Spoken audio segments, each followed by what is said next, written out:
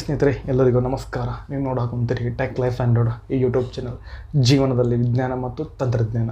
So ಇವತ್ತಿನ ಒಂದು ವಿಡಿಯೋದಲ್ಲಿ ಫೈಲ್ ಫಾರ್ಮ್ಯಾಟ್ಗಳ ಬಗ್ಗೆ ತಿಳ್ಕೊಳ್ಳೋಣ. ಸೊ ಈ ಒಂದು ಫೈಲ್ ಫಾರ್ಮ್ಯಾಟ್ ಅಂತಂದರೆ ಇವು ನೀವು ಹೆಸರನ್ನು ಕೇಳಿರ್ಬೋದು. PDF, PNG, so G4, MP3, MP4, JPG. So ಈ ರೀತಿಯೆಲ್ಲ ಕೇಳಿರ್ಬೋದು ಹೆಸರುಗಳನ್ನು. ಸೊ ಇವೆಲ್ಲ ಇದಕ್ಕೆಲ್ಲ ಯೂಸ್ ಆಗ್ತಾವೆ. ಸೊ ಕೆಲವೊಬ್ಬರಿಗೆ ಗೊತ್ತಿರುತ್ತೆ. ಸೊ ಆಲ್ಮೋಸ್ಟ್ ಜನ ಯೂಸ್ ಮಾಡ್ತಾರೆ. ಕೆಲವೊಂದಷ್ಟು ಫೈಲ್ ಫಾರ್ಮ್ಯಾಟ್ಗಳು ಚಿರಪರಿಚಿತವಾಗಿರ್ತವೆ. ಸೊ ಕೆಲವೊಂದು ಫಾರ್ಮ್ಯಾಟ್ಗಳು ಗೊತ್ತಿರಲ್ಲ. ಸೊ ಅದ್ರ ಬಗ್ಗೆ ಇವತ್ತಿನ ಒಂದು ವಿಡಿಯೋದಲ್ಲಿ ನಾವು ಕಂಪ್ಲೀಟಾಗಿ ಒಂದು ಮಾಹಿತಿಯನ್ನು ತಿಳಿಸ್ಕೊಡ್ತಾ ಹೋಗ್ತಾನೆ ಈ ಒಂದು ವಿಡಿಯೋದಲ್ಲಿ. ಸೊ ವಿಡಿಯೋನ ಪೂರ್ತಿಯಾಗಿ ನೋಡಿ, ಎಲ್ಲಿ ಸ್ಕಿಪ್ ಮಾಡಿದೆ. ಹಾಗೆ ಒಂದು ವಿಡಿಯೋ ನಿಮಗೆ ಇಷ್ಟ ಆಗಿತ್ತು ಅಂತಂದರೆ ಒಂದು ಲೈಕ್ ಮಾಡಿರಿ, ಆದಷ್ಟು ಒಂದು ವಿಡಿಯೋನ ಶೇರ್ ಮಾಡಿರಿ. ಮತ್ತು ನೀವೇನೋ ನಮ್ಮ ಒಂದು ಯೂಟ್ಯೂಬ್ ಚಾನಲ್ನ ಫಸ್ಟ್ ಟೈಮ್ ನೋಡೋಕೊಂತೀರಿ ಅಂತಂದ್ರೆ ಸಬ್ಸ್ಕ್ರೈಬ್ ಮಾಡ್ಕೊಳ್ರಿ. ಹಾಗೆ ಪಕ್ಕದಲ್ಲಿರುವಂಥ ಒಂದು ಬೆಲ್ ಐಕನನ್ನು ಪ್ರೆಸ್ ಮಾಡಿ. ಸೊ ಇದರಿಂದ ಏನಾಗುತ್ತೆ ಅಂತಂದ್ರೆ ನಾವು ಮಾಡುವಂಥ ಎಲ್ಲ ವಿಡಿಯೋ ಕೂಡ ನಿಮಗೆ ನೋಟಿಫಿಕೇಷನ್ಗೆ ಬರ್ತಾ ಹೋಗ್ತವೆ.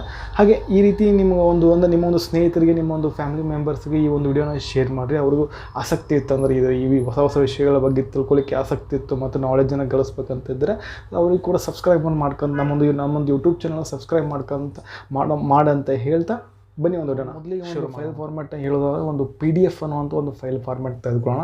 ಸೊ PDF ಅಂತಂದರೆ ಇದರ ಒಂದು ಎಲ್ಲರಿಗೂ ಗೊತ್ತಿರುವಂಥ ಒಂದು ಫೈಲ್, ಮತ್ತು ಎಲ್ಲರಿಗೂ ಗೊತ್ತಿರುತ್ತೆ ಅಂದರೆ ಎಲ್ಲರೂ ಇದನ್ನು ಬಳಸ್ತಾರೆ ಈ ಒಂದು PDF ಫೈಲ್ ಫಾರ್ಮ್ಯಾಟನ್ನು. ಮತ್ತು ಇವು ಸ್ಟೂಡೆಂಟ್ಗಂತೂ ಈ ಒಂದು ಸ್ಟೂಡೆಂಟ್ಗಂತೂ ಈಸಿಯಾಗಿರುತ್ತೆ ಓದಲಿಕ್ಕೆ ಈ ಒಂದು PDF ಫಾರ್ಮ್ಯಾಟಲ್ಲಿ. ಸೊ ಅವರಿಗೂ ಕೂಡ ಒಂದು ಚಿರಪರಿಚಿತವಾದಂಥ ಒಂದು ಫೈಲ್ ಫಾರ್ಮ್ಯಾಟ್ ಅಂತ ಹೇಳ್ತೀನಿ. ಸೊ ಒಂದು PDF ಯಾವಾಗ ಬಂತಂತಂದ್ರೆ 1992ರಲ್ಲಿ ಒಂದು ಎಡೋಬ್ ಕಂಪ್ನಿ ಅನ್ನುವಂಥ ಒಂದು ಎಡೋಬ್ ಸಂಸ್ಥೆ ಇದೆಯಲ್ಲ, ಆ ಒಂದು ಸಂಸ್ಥೆ ಇದನ್ನು ಡೆವಲಪ್ ಮಾಡಲಾತ 1992ರಲ್ಲಿ.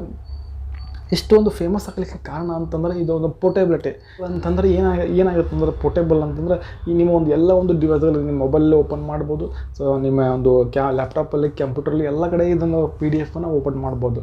ಏನಾಗುತ್ತೆ ಅಂದರೆ MS ವರ್ಡಲ್ಲಿ ಏನಾಗುತ್ತೆ ಅಂದರೆ, ಇನ್ ಕೇಸ್ MS ವರ್ಡಲ್ಲಿ ನೀವೇನಾದರೂ ಬೇರೆಯವ್ರಿಗೆ ಈ ಒಂದು ಡಾಟಾನಾಗಿರ್ಬೋದು, ಇನ್ಫಾರ್ಮೇಷನ್ ಆಗಿರ್ಬೋದು MS ವರ್ಡಲ್ಲಿ ಕಳಿಸಿದರೆ ಏನಾಗುತ್ತೆ ಅಂದರೆ, ಸೊ ಅವರು MS ವರ್ಡ್ ಇನ್ಸ್ಟಾಲ್ ಮಾಡಬೇಕಾಗತ್ತೆ. ಇನ್ಸ್ಟಾಲ್ ಮಾಡಿಕೊಂಡು ಅದನ್ನು ಓಪನ್ ಮಾಡಬೇಕಾಗತ್ತೆ.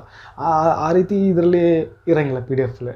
ಸೊ ನೀವು PDFಲ್ಲಿ ಯಾವ ರೀತಿ ಅಂತಂದರೆ ಎಲ್ಲದರಲ್ಲೂ ಎಲ್ಲ ಡಿವೈಸಲ್ಲೂ ಓಪನ್ ಆಗೋದಕ್ಕಾಗಿ ಇದು ಪೋರ್ಟೇಬಲ್ ಅಂತ ಕರೀತಾರೆ ಒಂದು ಫೈಲ್ ಫಾರ್ಮ್ಯಾಟನ್ನು. ಅಡ್ವಾಂಟೇಜ್ ಅಂದರೆ ಈ ಒಂದು PDFನಲ್ಲಿ ಈ PDF ಕಳಿಸಿರ್ತಾರಲ್ಲ, ಸೊ ಆ ಒಂದು ಫೈಲ್ ಇರುತ್ತಲ್ಲ, ಆ ಒಂದು ಏನು ಎಡಿಟ್ ಮಾಡಿ ಅಥವಾ ಏನಾದರೂ ಒಂದು ಡಾಕ್ಯುಮೆಂಟ್ ಟೈಪ್ ಮಾಡಿ ಕಳಿಸಿರ್ತಾರಲ್ಲ, ಸೊ ಅದರಲ್ಲಿ ಏನು ಮಾಡಿ ನೀವು ಯಾವುದೇ ರೀತಿಯಲ್ಲೂ ಎಡಿಟ್ ಮಾಡಲಿಕ್ಕೆ ಬರೋಲ್ಲ. ಒಂದು ಸಲ PDF ಆಯ್ತು ಅಂತಂದರೆ, ಸೊ PDF ಕನ್ವರ್ಟ್ ಆಯ್ತು ಅಂದರೆ ಅದರಲ್ಲಿ ಯಾವುದೇ ರೀತಿ ಒಂದು ಎಡಿಟ್ ಮಾಡಲಿಕ್ಕೆ ಆಪ್ಷನ್ ಇರೋಂಗಿಲ್ಲ. ಸೊ ಇದೊಂದು ಡಿಸ್ಅಡ್ವಾಂಟೇಜ್ ಅಂತ ಹೇಳ್ತೀನಿ ಈ ಒಂದು PDFಲ್ಲಿ. ಸೊ ನೀವು ವಿಡಿಯೋ ಲಿಂಕನ್ನು ಹಾಕ್ಬೋದು, ಮತ್ತು ಒಂದು ಟೆಕ್ಸ್ಟ್, ಇಮೇಜು, ವಿಡಿಯೋ ಲಿಂಕನ್ನು ಸಹ ಹಾಕ್ಬೋದು. ಅದರ ಜೊತೆಗೆ ಏನು ಮಾಡ್ತಾರೆ ಇವಾಗೆಲ್ಲ ಒಂದು ಟ್ರೆಂಡ್ ಆಗಿಬಿಟ್ಟಿದೆ PDFನಲ್ಲಿ ಕಳಿಸ್ಬೇಕು ಅಂತಂದರೆ. ಯಾವ ರೀತಿ ಅಂದರೆ, ಇವು ಆಲ್ಬಮ್ಗಳನ್ನು, ಈ ಫೋಟೋ ಆಲ್ಬಮ್, ಮ್ಯಾರೇಜ್ ಕಾರ್ಡ್ ಆಲ್ಬಮ್ಗಳನ್ನು ಏನು ಮಾಡ್ತಾರಪ್ಪ ಅಂದ್ರೆ, ಸೊ ಮೊದಲಿಗೆ ಅವ್ರು ಏನು ಮಾಡ್ತಾರೆ PDFಲ್ಲಿ ಕಳಿಸ್ಬಿಡ್ತಾರೆ. ಸೊ PDFಗಳಲ್ಲಿ ಕಳಿಸೋದ್ರಿಂದ ಏನಾಗುತ್ತೆ ಅಂತಂದರೆ, ಸೊ ಅದರ ಒಂದು ಇಮೇಜ್ ಕ್ವಾಲಿಟಿ ಇರುತ್ತಲ್ಲ, ಇಮೇಜ್ ಕ್ವಾಲಿಟಿ ಕೂಡ ಹಾಗೆ ಉಳುತ್ತೆ, ಮತ್ತು ಅದರ ರೆಸೊಲ್ಯೂಷನ್ ಕೂಡ ಯಾವ ರೀತಿ ಅದೇ ರೆಸೊಲ್ಯೂಷನ್ ಕೂಡ ಕಡಿಮೆ ಆಗಲ್ಲ, ಮತ್ತು ಪಿಕ್ಸೆಲ್ ಕೂಡ ಹಾಳಾಗಲ್ಲ. ಸೊ ಪಿಕ್ಸೆಲ್ ಅಂತಂದ್ರೆ ಏನಂತಂದರೆ, ಸೊ ಅಂದರೆ ಒಂದು ದೊಡ್ಡ ಒಂದು ಫೋಟೋ ನೋಡಿದಾಗ ನೀವು ಸಣ್ಣ ಕಣಗಳು ಇರ್ತಾವೆ ಅದರಲ್ಲಿ, ಅದೇ ಕೂಡ ಪಿಕ್ಸೆಲ್ ಅಂತ ಕರೀತಾರೆ. ಸೊ ಈ ರೀತಿ ನೀವು PDFಲ್ಲಿ ಕಳಿಸೋದ್ರಿಂದ ಏನಾಗುತ್ತೆ ಅಂತಂದರೆ ಯಾವುದೇ ರೀತಿ ಕ್ವಾಲಿಟಿನೂ ಹಾಳಾಗಲ್ಲ. ಸೊ ಯಾವ ಸೈಜಲ್ಲಿ ಇರುತ್ತೋ ಅಷ್ಟೇ ಸೈಜ್ ಇರುತ್ತೆ, ಮತ್ತು ಅದರ ರೆಸೊಲ್ಯೂಷನ್ ಕೂಡ ಕಡಿಮೆ ಆಗಲ್ಲ, ಅಷ್ಟೇ ಇರುತ್ತೆ. ಫೈಲ್ ಫಾರ್ಮ್ಯಾಟ್ ಬಂದುಬಿಟ್ಟು JPG ಅಥವಾ JPEG ಅಂತಾರೆ. ಸೊ JPG ಅಥವಾ JPEG. ಸೊ ನಿಮ್ಗೆ ಎರಡು ಡಿಫ್ರೆನ್ಸ್ ಎರಡು ಒಂದು ಕನ್ಫ್ಯೂಷನ್ಸ್. JPG ಅಂತಂದ್ರೇನು, JPEG ಅಂತಂದ್ರೇನು, ಸೊ ಎರಡು ಡಿಫ್ರೆನ್ಸ್, ಎರಡು ಏನು ಬೇರೆ ಇರಲ್ಲ ಫ್ರೆಂಡ್ಸ್ ಸ್ನೇಹಿತರೆ. ಸೊ ಎರಡು ಕೂಡ ಒಂದೇ. ಸೊ JPG, ಸೊ JPEG ಅಂತ. ಸೊ ಇದರ ಒಂದು ಲಾಂಗ್ ಫಾರ್ಮ್ ಬಂದುಬಿಟ್ಟು ಅಂದ್ರೆ ಜಾಯಿಂಟ್ ಫೋಟೋಗ್ರಾಫಿಕ್ ಎಕ್ಸ್ಪರ್ಟ್ ಗ್ರೂಪ್ ಅಂತ. ಇದರ ಒಂದು ಲಾಂಗ್ ಫಾರ್ಮ್ ಬಂದುಬಿಟ್ಟು. ಇದು ಯಾವಾಗ ಲಾಂಚ್ ಮಾಡ್ತಂತಂದ್ರೆ, ಇದು 1992 ಈ PDF ಲಾಂಚ್ ಆದಾಗ ಅದ್ರ ಜೊತೆಗೆ ಇದು ಒಂದು JPG ಅಂದರೆ JPEG ಕೂಡ ಲಾಂಚ್ ಆಯಿತು. ಸೊ ಇದನ್ನು ಎದಕ್ಕೆ ಯೂಸ್ ಮಾಡ್ತಾರೆ ಅಂತಂದರೆ, ಈ ಒಂದು JPG ಫಾರ್ಮ್ಯಾಟ್ ಅಂತಂದರೆ ಈ ಒಂದು ಫೋಟೋಗಳನ್ನು ಸೇವ್ ಮಾಡಲಿಕ್ಕೆ.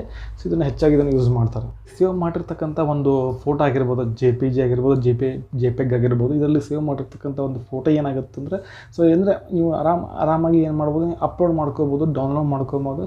ಹೆಚ್ಚಾಗಿ ಇದನ್ನು ಏನು ಮಾಡ್ತಾರೆ, ಸೋಷಿಯಲ್ ಮೀಡಿಯಾಗಳಲ್ಲಿ ಹೆಚ್ಚಾಗಿ ಇದನ್ನು ಸೊ ಈ ಒಂದು ಫಾರ್ಮ್ಯಾಟಲ್ಲಿ ಬಳಸ್ತಾರೆ. ಯಾಕಂತಂದರೆ ಅಪ್ಲೋಡ್ ಮಾಡಲಿಕ್ಕೂ ಈಸಿ ಆಗುತ್ತೆ, ಮತ್ತು ಒಂದು ಡೌನ್ಲೋಡ್ ಮಾಡೋಕ್ಕೂ ಈ ಒಂದು ಈಸಿ ಆಗುತ್ತೆ. ಈ ಒಂದು ಫೈಲ್ ಫಾರ್ಮ್ಯಾಟ್ ಬಂದುಬಿಟ್ಟು ಏನಾಗುತ್ತೆ ಅಂತಂದರೆ, ಕೆಲವೊಂದಿಷ್ಟು ಫೋಟೋಗಳು ಓಪನ್ ಮಾಡಲಿಕ್ಕೆ ಅಥವಾ ವಿಡಿಯೋಗಳು ಓಪನ್ ಮಾಡಲಿಕ್ಕೆ ಅದರದೇ ಆದಂಥ ಕೆಲವೊಂದಿಷ್ಟು ಆ್ಯಪ್ಗಳು ಅಂತ ಒಂದು ಮೀಡಿಯಾ ಪ್ಲೇಯರ್ಗಳು ಬೇಕಾಗ್ತವೆ.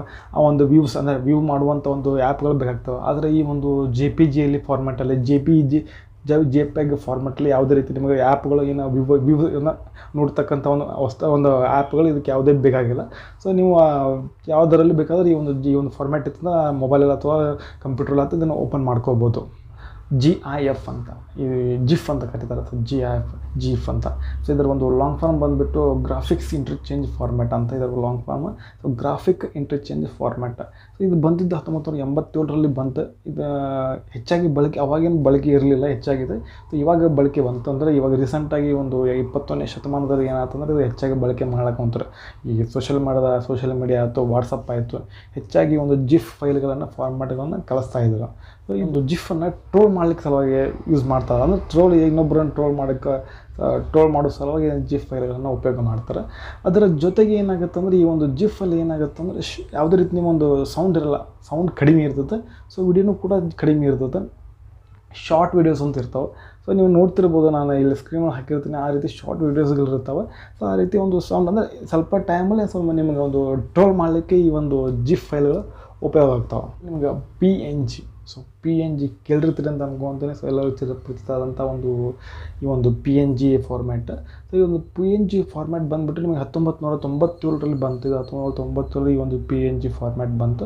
ಸೊ ಇದರಿಂದ ಏನಾಗುತ್ತೆ ಅಂದರೆ ಈ ಒಂದು PNG ಫಾರ್ಮ್ಯಾಟಲ್ಲಿ ಏನಾಗುತ್ತೆ ಅಂದರೆ ಈ ಒಂದು ಇಮೇಜಸ್ಗಳು, ಸೊ ನೀವು JPG ಕೂಡ ಇಮೇಜಸನ್ನು ಬಳಸ್ಬೋದು, ಇಲ್ಲಿ ಕೂಡ ಇಮೇಜಸನ್ನು ಬಳಸಲಿಕ್ಕೆ ಈ ಒಂದು ಫಾರ್ಮ್ಯಾಟನ್ನು ಯೂಸ್ ಮಾಡ್ತಾರೆ. ಹಾಗಾದ್ರೆ ಅಲ್ಲಿ JPGಲಿ ಏನಾಗಿತ್ತು ಅಂತಂದರೆ ಯಾವುದೇ ರೀತಿ ನಿಮ್ಗೆ ಅದು ಎಡಿಟ್ ಮಾಡೋಕ್ಕೆ ಬರ್ತಂದ್ರೆ, ಸೊ ನಿಮ್ಗೆ ಬ್ಯಾಕ್ ಇರುತ್ತಲ್ಲ, ಸೊ ಬ್ಯಾಕ್ ಇದು ಡಿಸೈನ್ ಇರುತ್ತಲ್ಲ, ಸೊ ಅದನ್ನು ಏನು ಮಾಡ್ಲಿಕ್ಕೆ ಬರೋಲ್ಲ. ಆದರೆ ಈ PNGಲಿ ಏನಾಗುತ್ತೆ ಅಂತಂದ್ರೆ ಟ್ರಾನ್ಸ್ಪರೆಂಟ್ ಬ್ಯಾಕ್ ಕವರ್ ಇರೋದು, ಅಂದರೆ ಟ್ರಾನ್ಸ್ಪರೆಂಟ್ ಬ್ಯಾಕ್ ಗ್ರೌಂಡ್ ಇರುತ್ತೆ. ಮತ್ತು ಇದನ್ನ ಎಲ್ಲಿ ಬೇಕಾದ್ರೂ ನಾವು PNGನ ಯೂಸ್ ಮಾಡ್ಕೋಬೋದು. ನಾನು ಇಲ್ಲಿ ಬಳಸ್ತೀನಲ್ಲ, ಸೊ ನನ್ನ ಲೋಗೋ ಆಗಿರ್ಬೋದು, ನನ್ನ ಡಿಸೈನ್ ಆಗಿರ್ಬೋದು, ಇಲ್ಲಿ ಕೆಳಗೆ ಬರುತ್ತಲ್ಲ ಫಾಂಟ್ಸ್ ಬರುತ್ತಲ್ಲ, ಅದು ಕೂಡ ಎಲ್ಲ PNGಲೇ ಇದೆ. ಸೊ ಈ ರೀತಿ PNGಲಿ ಇತ್ತಂದರೆ ನೀವು ಎಲ್ಲಿ ಬೇಕಾದ್ರೆ ಎಡಿಟ್ ಮಾಡ್ತಾ ಹೋಗ್ಬೋದು. ಆಲ್ಮೋಸ್ಟ್ ಈ ಒಂದು PNG ಫೈಲ್ಗಳನ್ನು ಯಾರು ಯೂಸ್ ಮಾಡ್ತಾರಪ್ಪ ಅಂದರೆ ಲೋಗೋ ಡಿಸೈನ್ ಮಾಡ್ತಿರ್ತಾರಲ್ಲ, so web designer, logo designer, ಮತ್ತು ವಿಸಿಟಿಂಗ್ ಕಾರ್ಡು, ಇನ್ವಿಟೇಷನ್ ಕಾರ್ಡ್ಗಳು, ಇವೆಲ್ಲ ಕಾರ್ಡ್ಗಳನ್ನು ಯೂಸ್ ಮಾಡ್ತಿರ್ತಾರಲ್ಲ, ಅಲ್ಲೇ PNGಲಿ ಹೆಚ್ಚಾಗಿ ಯೂಸ್ ಮಾಡ್ತಾರೆ. ಇದರಿಂದ ಏನಾಗುತ್ತೆ ಅಂದ್ರೆ ನೀವು ಎಷ್ಟೇ ಕ್ವಾಲಿಟಿ ರೆಸಲ್ಯೂಷನ್ ಕೂಡ ಹೈ ಕ್ವಾಲಿಟಿ ರೆಸಲ್ಯೂಷನ್ ಇದರಲ್ಲಿ ಇರ್ತಾವೆ, ಅಂದರೆ ಯಾವ ಕ್ವಾಲಿಟಿ ಕೆಡಲ್ಲ. ಸೊ JPG ಆದರೆ ಸೊ ಬ್ಲರ್ ಆಕತ್ತೆ. ಆದರೆ PNGಲಿ ಏನಾಗುತ್ತೆ, ಯಾವುದೇ ರೀತಿ ಬ್ಲರ್ ಆಗಲ್ಲ, ಹೈ ರೆಸಲ್ಯೂಷನ್ ಕೂಡ ನಿಮಗೆ ಎಡಿಟ್ ಮಾಡ್ತಾ ಹೋಗ್ಬೋದು. ಬಂದುಬಿಟ್ಟು MP3. ಸೊ MP3 ಅಂತಂದರೆ ನಿಮ್ಗೆ ಗೊತ್ತಿದೆ ಅಂದ್ಕೊತೀನಿ. ಸೊ ಮೂವಿಂಗ್ ಪಿಕ್ಚರ್ 3 ಅಂತ. ಇದು ಲಾಂಗ್ ಫಾರ್ಮ್ ಬಂದುಬಿಟ್ಟು ಮೂವಿಂಗ್ ಪಿಕ್ಚರ್ 3. ಇದು 1990ರಲ್ಲಿ ಬಂತು. ಸೊ ಇವಾಗ ಬಳಕೆ ಕಮ್ಮಿ ಆಗಿದೆ. MP3 ಈ ಒಂದು ಬಳಕೆ ಕಮ್ಮಿ ಆಗಿದೆ ಈ ಒಂದು ಫಾರ್ಮ್ಯಾಟಿನ. ಯಾಕಂತಂದರೆ ಇವು ಅಮೆಝಾನ್ ಮ್ಯೂಸಿಕ್ ಆಗಿರ್ಬೋದು, ಮತ್ತು ಇವು Wynk music, so JioSaavn, ಈ ರೀತಿ ಎಲ್ಲ ಲೈವ್ ಸ್ಟ್ರೀಮಿಂಗ್ ಅದ. ಸೊ ಆನ್ಲೈನ್ ಸ್ಟ್ರೀಮಿಂಗ್ ಅಂತಂತಾರೆ. ಇವೆಲ್ಲ ಏನು ಮಾಡ್ತೀವಿ, ಈ ಆ್ಯಪ್ಗಳು ಹೇಳಿದ್ದೆನಲ್ಲ, ಸೊ ಇವೆಲ್ಲ ಏನು ಮಾಡಿದ್ರೆ ನಾನು ಡೌನ್ಲೋಡ್ ಮಾಡ್ಲಿಕ್ಕೆ ಆಗಲ್ಲ. ಹಂಗೆ ಆನ್ಲೈನಲ್ಲಿ ಸೊ ನೆಟ್ ಮುಖಾಂತರ ಸೊ ಅದನ್ನು ಅಲ್ಲೇ ಹಾಡನ್ನು ಕೇಳ್ಬೋದು. ಯಾವುದೇ ರೀತಿ ಡೌನ್ಲೋಡ್ ಮಾಡಿ ಸ್ಟೋರೇಜ್ ಮಾಡಿ ಇಟ್ಕೊಳ್ಳಿಕ್ಕೆ ಆಗಂಗಿಲ್ಲ. ಈ MP3 ಏನಾಕಿತ್ತು ಅಂತ ನಾವು ಸೊ ನೆಟ್ಟಲ್ಲಿ ಅಂದರೆ ಗೂಗಲಲ್ಲಿ ಹೋಗಿ ಸರ್ಚ್ ಮಾಡಿ ಅವನ ಆಡಿಯೋನ ನಾವು ಡೌನ್ಲೋಡ್ ಮಾಡಿ ಇಟ್ಕೊಂಡು ಯಾವಾಗ ಬೇಕಾದ್ರೆ ಕೇಳಬಹುದಾಗಿತ್ತು. ಆ ರೀತಿ ಒಂದು MP3 ಇತ್ತು. ಇವಾಗ ಎಲ್ಲ ಇಲ್ಲ ಅದು ಆ ರೀತಿ. ಸೊ ಮೊದಲಿತ್ತು. ಸೊ ಇದರಿಂದ ಏನಾಗುತ್ತೆ ಅಂತಂದರೆ ಈ ಒಂದು ಹಾಡು ಯಾವಾಗ ಬೇಕಾದ್ರೆ ಕೇಳ್ಬೋದು. ಸೊ ನೆಟ್ ಇಲ್ದಾಗ ಕೂಡ ಈ ಒಂದು ಹಾಡನ್ನು MP3 ಫಾರ್ಮೆಟಲ್ಲಿದ್ದಂಥ ಹಾಡನ್ನು ಕೇಳ್ಬೋದು. ಸೊ ಅವಾಗ ಅದು ಫೇಮಸ್ ಇತ್ತು. ಅಂದರೆ 1991ರಲ್ಲಿ ಏನಾಗಿತ್ತು ಅಂದರೆ ಈ ಒಂದು MP3 ಸೊ ಆಡಿಯೋಗಳು ಏನಾಗಿತ್ತು ಅಂದ್ರೆ ಭಾರಿ ಫೇಮಸ್ ಇದ್ದು. ಅಂತಂದರೆ ಎಲ್ಲರೂ ಏನು ಮಾಡ್ತಾರೆ, ನೆಟ್ಟಿಗೆ ಹೋಗಿ ಡೌನ್ಲೋಡ್ ಮಾಡ್ಕೊಂಡು MP3 CD ಮಾಡ್ಕೋಬೋದು, ಅಥವಾ ಪೆನ್ಡ್ರೈವಲ್ಲಿ ಇಟ್ಕೋಬೋದು, ಎಲ್ಲಿ ಬೇಕಾದ್ರೆ ಇಟ್ಕೊಂಡು ಹಾಡುಗಳನ್ನು ಕೇಳಬೇಕಾಗತ್ತು. ಅಂತಂದರೆ ಇದೊಂದು ಏನಾಗುತ್ತೆ MP3 ಫಾರ್ಮ್ಯಾಟ್ ಅಂತಂದರೆ ಏನಾಗುತ್ತೆ, ಸೊ ಒಂದು ಸಾಂಗ್ಗಳನ್ನು, ಆಡಿಯೋಗಳನ್ನು ಸೊ ಒಂದು ಹಿಡಿದಿಟ್ಟುಕೊಳ್ಳುವಂಥ ಒಂದು ಕೆಪಾಸಿಟಿ ಇರುವಂಥ ಒಂದು ಫಾರ್ಮ್ಯಾಟ್. MP4 ಬಂದುಬಿಟ್ಟು ನಿಮಗೆ MP4 ಹೇಳುವಾಗ ಏನಾಗುತ್ತೆ, ಸೊ ಅಲ್ಲಿ MP3 ಏನಾಗುತ್ತೆ ಆಡಿಯೋನ ಹಿಡಿದಿಟ್ಟುಕೊಳ್ಳುವಂಥ ಒಂದು ಫೈಲ್ ಫಾರ್ಮ್ಯಾಟ್ ಆಗಿತ್ತು. ಆದರೆ MP4 ಅಂತಂದರೆ ವಿಡಿಯೋ ನೋಡ್ತಿರ್ತಾರಲ್ಲ, ಸೊ ಆ ಒಂದು ಫಾರ್ಮ್ಯಾಟಲ್ಲಿ ಈ ಒಂದು ವಿಡಿಯೋಗಳು MP4 ಫಾರ್ಮ್ಯಾಟಲ್ಲಿ ಸೇವ್ ಆಗ್ತಾ ಇರುತ್ತೆ. ಸೊ MP4 ಫಾರ್ಮ್ಯಾಟಲ್ಲಿ ಏನಾಗುತ್ತೆ ಅಂತಂದರೆ ಇದರಲ್ಲಿ ಏನಾಗುತ್ತೆ, ಈಸಿಯಾಗಿ ನೀವು ಅದನ್ನು ನೀವು ಡೌನ್ಲೋಡ್ ಮಾಡ್ಕೋಬೋದು ಮತ್ತು ಅಪ್ಲೋಡ್ ಮಾಡ್ಕೋಬೋದು. ಈ ಬರುವಂಥ ಸೋಷಿಯಲ್ ಮೀಡಿಯಾದಲ್ಲಿ ಎಲ್ಲ ಒಂದು ಫಾರ್ಮ್ಯಾಟ್ ನೀವು ಎಕ್ಸ್ಟೆನ್ಷನ್ ನೋಡಿದಾಗ ಸೈಡೆಲ್ಲ ಇರುತ್ತೆ, MP4 ಫಾರ್ಮ್ಯಾಟಲ್ಲೇ ಆ ಒಂದು ಫೈಲ್ ಇರ್ತದೆ. ಸೊ ಇದರಿಂದ ಡೌನ್ಲೋಡ್ ಮಾಡ್ಕೋಬೋದು ಈಸಿ ಆಗುತ್ತೆ, ಅಪ್ಲೋಡ್ ಮಾಡೋಕ್ಕೂ ಈಸಿ ಆಗುತ್ತೆ. ಮತ್ತು ಇದಕ್ಕೆ ಯಾವುದೇ ರೀತಿ ನಿಮಗೆ ಒಂದು ಎಕ್ಸ್ಟ್ರಾ ಮೀಡಿಯಾ ಪ್ಲೇಯರ್ ಬೇಕಾಗಂಗಿಲ್ಲ.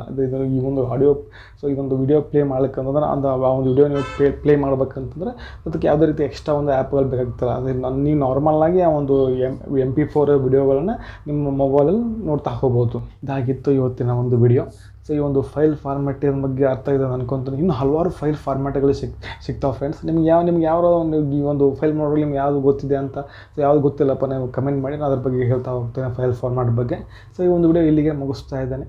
ಸೊ ಮತ್ತೊಂದರಲ್ಲಿ ಮತ್ತೆ ಸಿಗ್ತೀನಿ. ಅಲ್ಲಿವರೆಗೂ ಬಾಯ್. Thanks for watching. ಸರ್ವೇ ಜನ ಸುಖಿನೋ ಭವಂತು.